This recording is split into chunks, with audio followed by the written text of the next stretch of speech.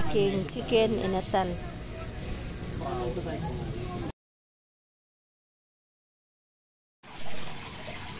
Hi guys, good afternoon. Welcome to my channel, Jima Talabok. Ngayong hapon guys, ipapakita ko sa inyo kung paano ko ipiprepare yung lulutuin kong chicken inasal. So una, ayan, i-on ko yung kalan. Then,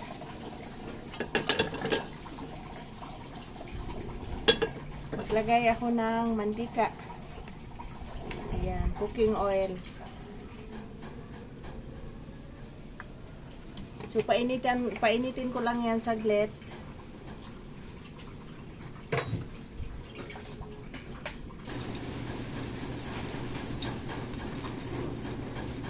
Ayan, mainit na yung mantika. So, ito yung aking ginagamit na ingredients. Garlic, onion, tanglad. Pinitpit ko siya. Then, mayroong 2 sacheng pamintang durog. Oyster sauce, 2 tablespoon na asin, saka 2 tablespoon na soy sauce, dahon ng laurel, at saka chicken cubes. So, ang una kong gagawin is igigisa ko muna tong sibuyas, bawang, at saka tanglad. Ayan.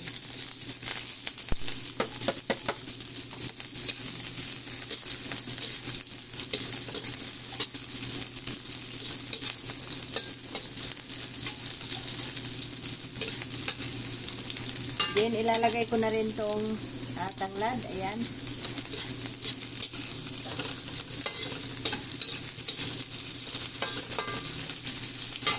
Then, ilagay ko tong 2 sacheng paminta, dahon ng laurel, chicken cubes, asin, soy sauce, saka oyster sauce. Ayan.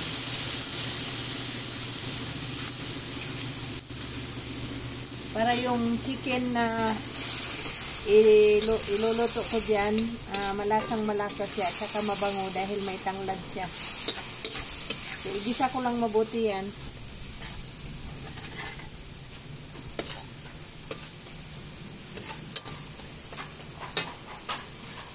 Ito nga pala yung chicken na iluluto ko guys. Ayan. Malalaki siya. Hinihiwaan ko lang sa gitna para yung sauce manunuot dito sa laman ng chicken. So ngayon, lalagay ko muna itong 1.5 liter na tubig. Ayan.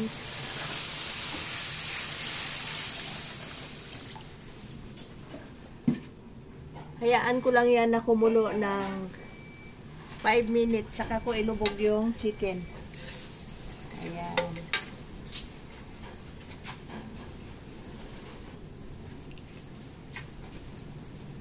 So, ngayon guys, dahil 5 minuto na siyang kumulo, ilalagay ko na yung aking chicken. Ayan. Ilulubog ko dyan ng 2 minuto pagkakulo ulit. Then, saka ko siya takpan. Para pag binarbecue ko to, mabilis na lang, siguradong luto at saka masarap dahil kumpleto yung ingredients na nilagay ko. Ayan.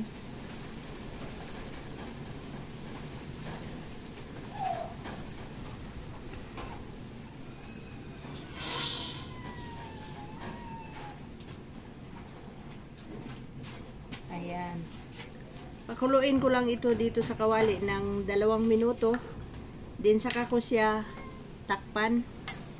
And then, hayaan ko siyang nakalubog dyan sa kawali ng 2 oras hanggang sa lumamig. Para pag binarbecue ko na to, mabilis lang siyang lutuin.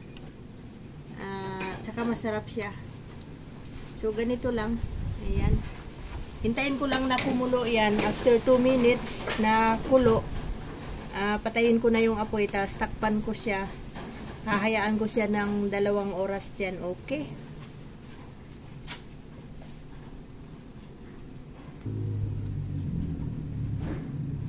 So, ayan guys, kumulo na.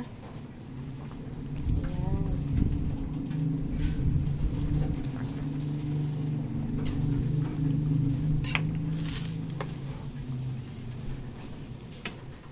Ganito yung ginagawa ko pagka nagluluto ako ng chicken.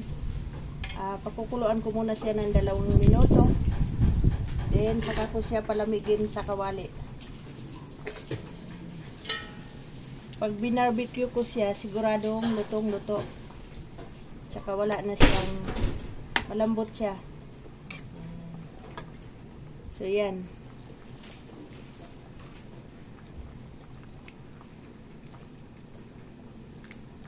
So, ngayon, dahil kumulo na siya, takpan ko ulit. Papatayin ko na yung apoy. Okay. Ito na guys, yung niluto kong chicken kanina. Ngayon, iba-barbecue ko na to. So, mabilis na lang kasi luto na siya. Ayan. Yung aking chicken.